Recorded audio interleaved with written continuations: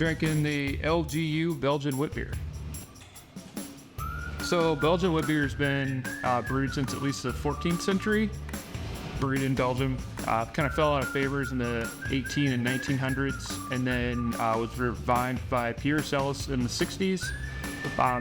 And he kind of made such a big impact on the Witbier style that most places that supply Witbier yeast call it Celis yeast strain. I'm not going to get into the history of him and various breweries that he had, but that really kind of led to the Witbier revival. And so since then, the popularity has grown significantly, and you see a lot more of this style available from various breweries. So it's definitely a really drinkable beer that you want to have multiple of. Super sessionable. So this is actually probably my favorite style of beer to drink because it's relatively low in alcohol, has a ton of flavor, and you can just keep going back to it. So the beauty of it is the combination of the spices, the yeast character, and the malt bill leads to something that just has a ton of flavor but is relatively low in alcohol and keep drinking a lot of it.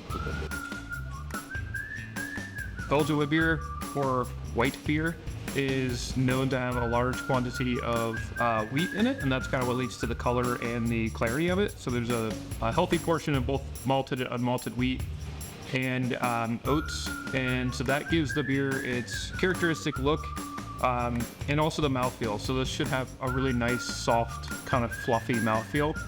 And it's also brewed with a bunch of different spices, and depending on the brewery, they'll use different types of things. Coriander and orange peel are very classic for the style. We use coriander, orange peel, lemon peel, grains of paradise, as well as chamomile. So the spice profile is really complex, but everything's relatively subtle, so you don't want to be able to pick out kind of each of those individually, but you have all those ingredients in there to lead to like a really complex spice and citrus character. Do you even need food?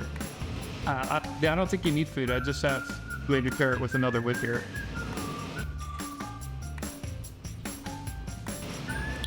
Yeah, so the spice comes through kind of on the first thing that comes up is you get a complex spice character from the spices and from the yeast.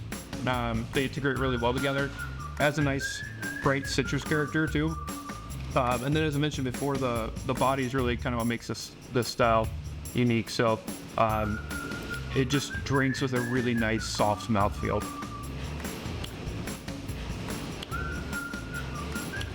Medium sweet, no bitterness. It's great, fruity, spicy, and with Belgian Witbier.